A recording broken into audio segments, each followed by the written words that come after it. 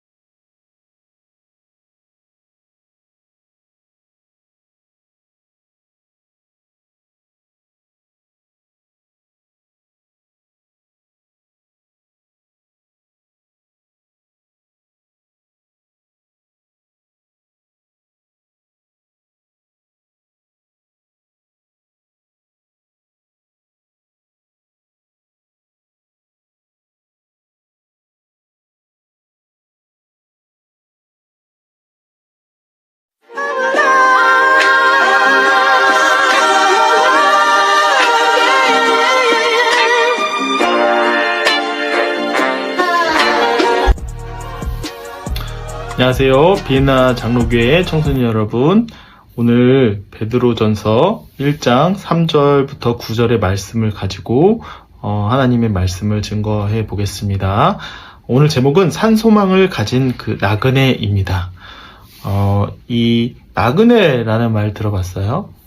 이 나그네는 한 곳에 머무는 자가 아닌 여러 곳으로 이동하고 또 여러 곳에서 이곳저곳을 또 목적 없어 보이지만 또 움직이는 자를 이야기합니다.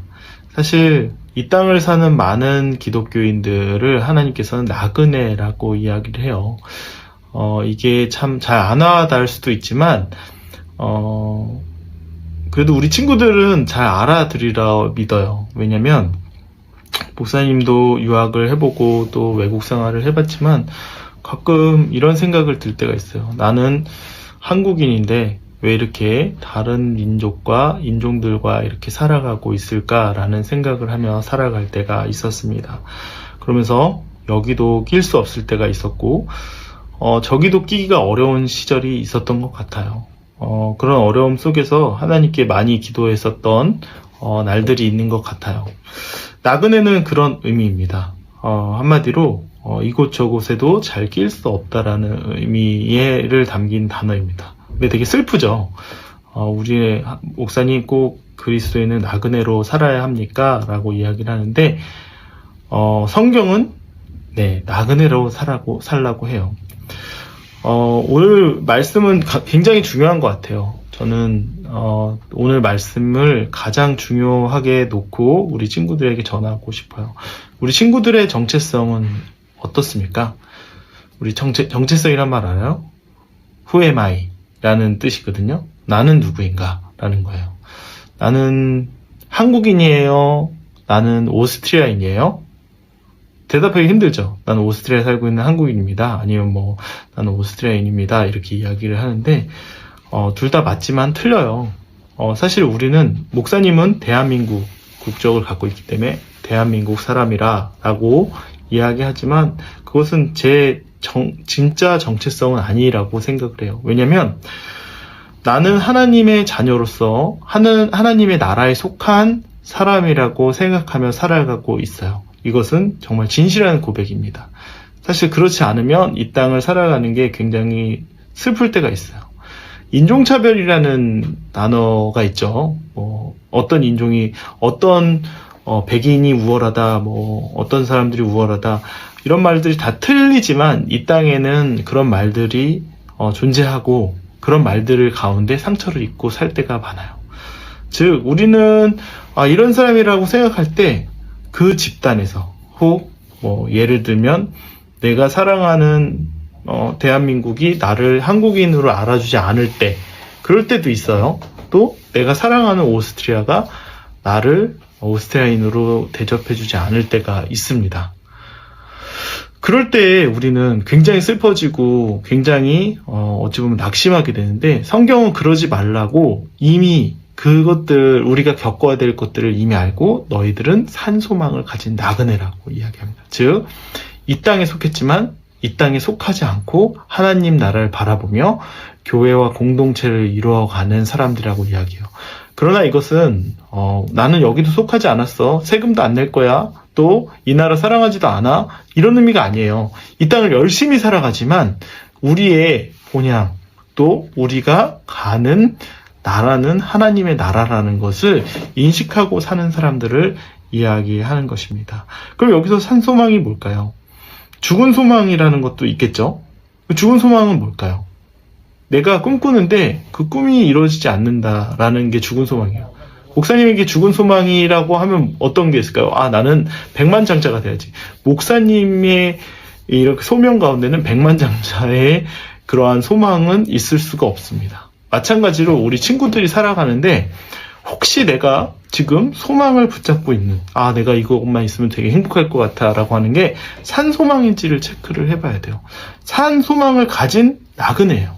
사실 이게 되게 매칭이 잘 안 돼요. 어떻게 나그네가 여기저기 옮겨 다니는데 피곤한데 산소망을 가질 수 있을까? 이게 성경이 말하는 비밀인 거예요. 즉 우리가 볼 때는 불안하고, 또 우리가 볼 때는 안정되지 않고, 또 우리가 볼 때는 이곳에도 저곳에도 속하지 않는 것이 하나님 나라에서 볼 때는 그것을 너희가 하나님의 은혜를 누리는 특권이라고 얘기를 합니다.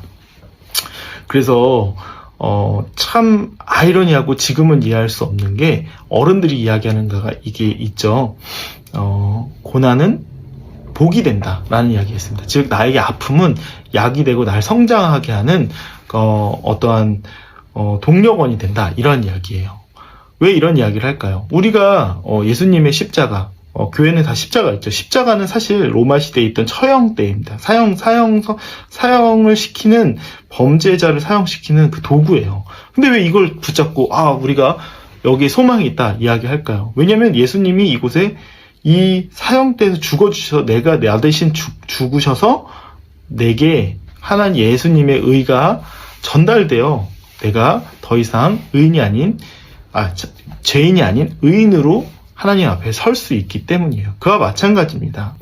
우리가 나그네로 이곳저곳에 흩어져 살고 불안불안하게 살고 정말로 이곳저곳 옮겨다니면서 사는 것처럼 보이지만, 결국은 하나님께서 그러한 우리에게 본향을 예비하시고 그 본향에서 영원토록 다시는 나그네 생활을 하지 않도록 하나님께서 한 성을 예비하셨다고 히브리서 11장에는 기록하고 있어요. 우리 친구들이 꼭 이것을 붙잡고 살아갔으면 좋겠습니다.